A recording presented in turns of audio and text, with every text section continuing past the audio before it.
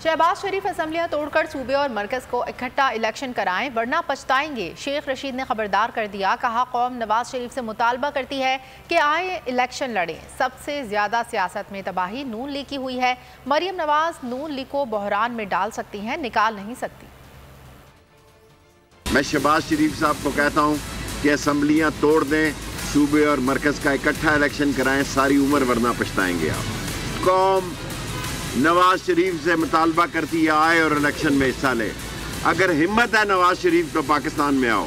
सबसे ज्यादा सियासत की तबाही नून लीग की हुई है। मरियम नवाज नून लीग को बहरान में डाल सकती है, निकाल नहीं सकती। सुप्रीम कोर्ट के उस अजीम फैसले को जिसने मुल्क को बहरान से, संगीन और गंभीर हालात से बचाया है और सही रास्ते पर डाला है, सुप्रीम कोर्ट से जहां ये दरखास्त करूंगा कि नैब के केसेस का भी जल्द फैसला करें। उफ, क्या जुल्म है। बोल एक दफा फिर साजिशी अनासिर के निशाने पर। को चेयरमैन बोल शुएब शेख को फ्री ट्रायल का मौका नहीं दिया जा रहा। तफ्तीशी ऑफिसर जो मुदई भी है अपना बयान रिकॉर्ड करवा चुका है कि कभी कोई जुर्म हुआ ही नहीं। एग्जैक्ट जो कुछ कर रहा था सब लीगल था। एग्जैक्ट के पास तमाम लाइसेंस थे। इस पर सितम जरीफी ये कि बरियत करने के बजाय केस दिनों नहीं घंटों के हिसाब से चलाया जा रहा है।